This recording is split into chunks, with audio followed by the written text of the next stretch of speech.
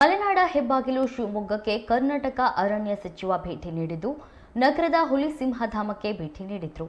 ಭೇಟಿಯ ನಂತರ ಮಾಧ್ಯಮಗಳಿಗೆ ಪ್ರತಿಕ್ರಿಯೆ ನೀಡಿದ ಅವರು ಮಲೆನಾಡಲ್ಲಿ ನಡೆಯುತ್ತಿರುವ ಮಾನವ ಹಾಗೂ ಪ್ರಾಣಿ ಸಂಘರ್ಷದ ಬಗ್ಗೆ ಪ್ರತಿಕ್ರಿಯೆ ನೀಡಿದ್ದಾರೆ. ನಂತರ ಸಕ್ರೆಬೈಲು ಆನೆ ಬಿಡಾರದ ಕೆಲವು ಅಹಿತಕರ ಘಟನೆಗಳ ಬಗ್ಗೆ ಮಾತನಾಡಿದ ಅವರು ಆನೆ ಸಾಕಾಣೆಯಲ್ಲಿ ಯಾರೇ ತಪ್ಪು ಮಾಡಿದ್ರೂ ಅಂತವರ ವಿರುದ್ಧ ಕಾನೂನು ಕ್ರಮ ಕೈಗೊಳ್ಳುತ್ತೇವೆ ಎಂದು ಮಾತನಾಡಿದ್ದಾರೆ.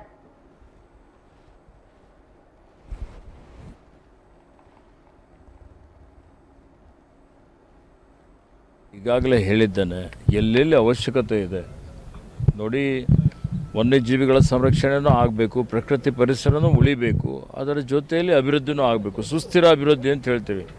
ಸುಸ್ಥಿರ ಅಭಿವೃದ್ಧಿ ಅಂತ ಹೇಳಿದರೆ ಇವತ್ತು ಯಾವುದೇ ರೀತಿಯಲ್ಲಿ ತೊಂದರೆ ಆಗದ ರೀತಿಯಲ್ಲಿ ನಾವು ಅಭಿವೃದ್ಧಿ ಮಾಡಬೇಕು ಅನ್ನೋಂಥದ್ದು, ಕನಿಷ್ಠ ಮಟ್ಟದ ಒಂದು ಪ್ರಕೃತಿಗೆ ಯಾವುದೇ ರೀತಿ ಧಕ್ಕೆ ಆಗದ ರೀತಿಯಲ್ಲಿ ಮಾಡಬೇಕು ಅನ್ನೋಂಥದ್ದು ಇವತ್ತು ಆ ನಿಟ್ಟಿನಲ್ಲಿ ನಾವು ತೀರ್ಮಾನಗಳನ್ನು ತೆಗೆದುಕೊಳ್ತಾ ಇದ್ದೀವಿ.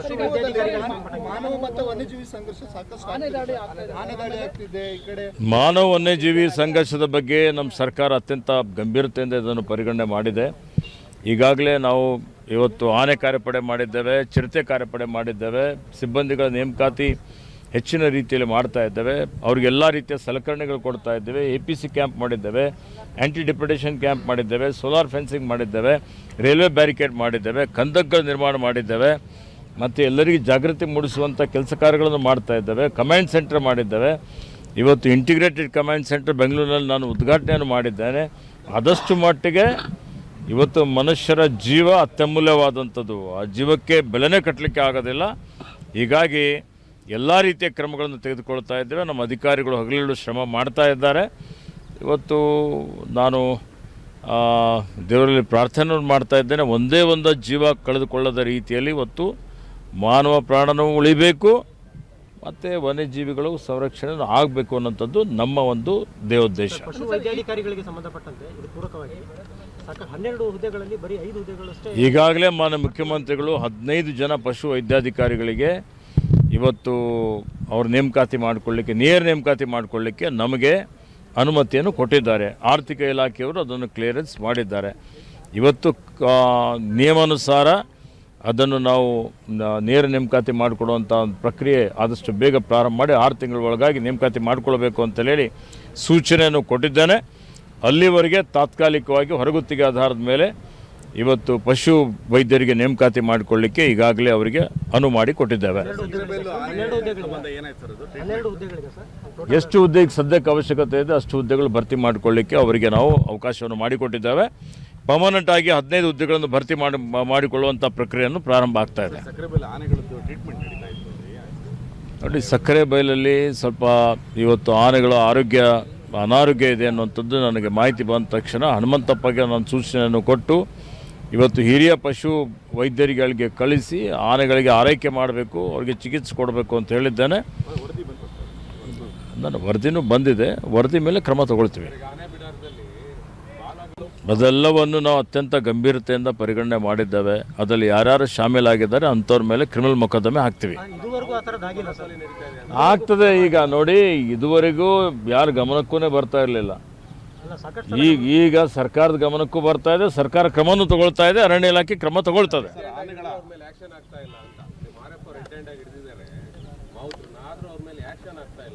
ನೋಡಿ, ನನಗೆ ತಿಳಿದ ಮಟ್ಟಿಗೆ ಮೊಕದ್ದಮೆ ಹಾಕಿದ್ದಾರೆ, ಅವ್ರ ಮೇಲೆ ಕ್ರಮನೂ ಆಗ್ತದೆ, ಮತ್ತು ಶಿಕ್ಷೆ ಕೊಡುವಂಥ ಕೆಲಸನೂ ನಮ್ಮ ಕಡೆಯಿಂದ ಮಾಡ್ತೇವೆ.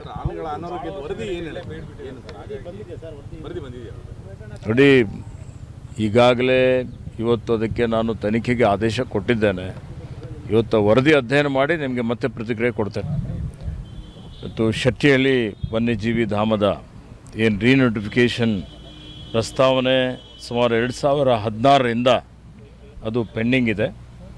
ಅದು ಈಗ ಅಂತಿಮ ಘಟ್ಟಕ್ಕೆ ಬಂದಿದೆ. ಹೀಗಾಗಿ ಹಿಂದೆ 74ರಲ್ಲಿ ಇದಕ್ಕೆ ಏನು ನೋಟಿಫಿಕೇಷನ್ ಮಾಡಿದ್ರು ಆ ಸಂದರ್ಭದಲ್ಲಿ 395 ಸ್ಕ್ವೇರ್ ಕಿಲೋಮೀಟರ್ ಏನು ಏರಿಯಾ ಇದೆ ಅದನ್ನು ಸೇರ್ಪಡೆ ಮಾಡಿದರು. ಈಗ ಮತ್ತೆ ಅದರಲ್ಲಿ ಭಾಳಷ್ಟು ಕಡೆ ಬಸ್ ಸ್ಟ್ಯಾಂಡ್ ಬಂದಿದೆ, FCI ಗೋಡೌನ್ಗಳು ಬಂದಿದ್ದಾವೆ, APMC ಯಾರ್ಡ್ಗಳು ಬಂದಿದೆ. ಈ ರೀತಿಯಲ್ಲಿ ಜನವಸತಿ ಪ್ರದೇಶ ಎಲ್ಲ ಸೇರ್ಪಡೆಗೊಂಡಿದೆ ಅಂತೇಳಿ ಹೇಳಿ ಹೌದು ಹೌದು ಹೌದು, ಸುಮಾರು ಸರ್ಕಾರಿ ಕಟ್ಟಡಗಳು ಬಂದಿದ್ದಾವೆ, ಸುಮಾರು ಜನವಸತಿ ಪ್ರದೇಶ ಬಂದಿದೆ. ಹೀಗಾಗಿ ಅದೆಲ್ಲವನ್ನು ಪರಿಶೀಲನೆ ಮಾಡಿ ಈಗಾಗಲೇ ನಮ್ಮ ಅಧಿಕಾರಿಗಳು ಇವತ್ತು ಸಮೀಕ್ಷೆನೂ ಮಾಡಿದ್ದಾರೆ, ಮತ್ತು 2-3 ಸಲ ಸಭೆನೂ ಆಗಿದೆ. ಖುದ್ದಾಗಿ ಈ ನಾವು ಶೆಟ್ಟಿಹಳ್ಳಿದು ಎಷ್ಟು ವನ್ಯಜೀವಿ ಧಾಮ ಅಂತೇಳಿ ಘೋಷಣೆ ಮಾಡಿ ಅರಣ್ಯ ಸಂಪತ್ತನ್ನು ಸಂರಕ್ಷಣೆ ಮಾಡಬೇಕು, ಮತ್ತು ಜೀವನನೂ ಬೇಕು, ಜೀವನೋಪಾಯನೂ ಬೇಕು. ಎಲ್ಲ ರೀತಿಯಲ್ಲಿ ಆಡಳಿತಾತ್ಮಕವಾಗಿ ಮತ್ತು ಇವತ್ತು ಕಾನೂನಾತ್ಮಕವಾಗಿಯೂ ಒಂದು ತೀರ್ಮಾನ ತೆಗೆದುಕೊಳ್ಬೇಕು ಅಂತೇಳಿ ಖುದ್ದಾಗಿ ಅದನ್ನು ಪರಿಶೀಲನೆ ಮಾಡಲಿಕ್ಕೆ ಬಂದಿದ್ದೇನೆ. ನನ್ನ ಜೊತೆಯಲ್ಲಿ ಈ ಭಾಗದ ಶಾಸಕರಾದಂಥ ಶ್ರೀಮತಿ ಶಾರದಾ ನಾಯ್ಕ ಅವರಿದ್ದಾರೆ, ಮತ್ತು ಅನೇಕ ಎಲ್ಲ ಈ ಭಾಗದ ಮುಖಂಡರಿದ್ದಾರೆ. ಅದಕ್ಕೆ ಅಧಿವೇಶನ ನಡೀತಾ ಇದೆ. ಹೀಗಾಗಿ ಬೆಂಗಳೂರಿನಲ್ಲಿ ಒಂದು ಸಭೆ ಮಾಡಿ ಅಂತಿಮವಾದಂಥ ತೀರ್ಮಾನವನ್ನು ಅದನ್ನು ಘೋಷಣೆ ಮಾಡಿ ಅವರಿಗೆ ಹಕ್ಕುಗಳನ್ನು ಕೊಡಿ ಅನ್ನುವಂಥ ಮಾತನ್ನು ಹೇಳಿದ್ದಾರೆ. ಆ ಪ್ರಕ್ರಿಯೆ ನಡೀತಾ ಇದೆ. ನಮ್ಮ ಇಲಾಖೆಯವರು ಕಂದಾಯ ಇಲಾಖೆಯವ್ರ ಜೊತೆಯಲ್ಲಿ ನಿರಂತರವಾಗಿ ಸಂಪರ್ಕದಲ್ಲಿದ್ದಾರೆ. ಕಂದಾಯ ಇಲಾಖೆ ತೀರ್ಮಾನ ಮಾಡಿದ ಮೇಲೆ ಯಾರು ಅರ್ಹ ಸಂತ್ರಸ್ತರೇನಿದ್ದಾರೆ ಅವರಿಗೆ ಪ್ರಥಮವಾಗಿ ಇಷ್ಟು ವರ್ಷ ನಂತರ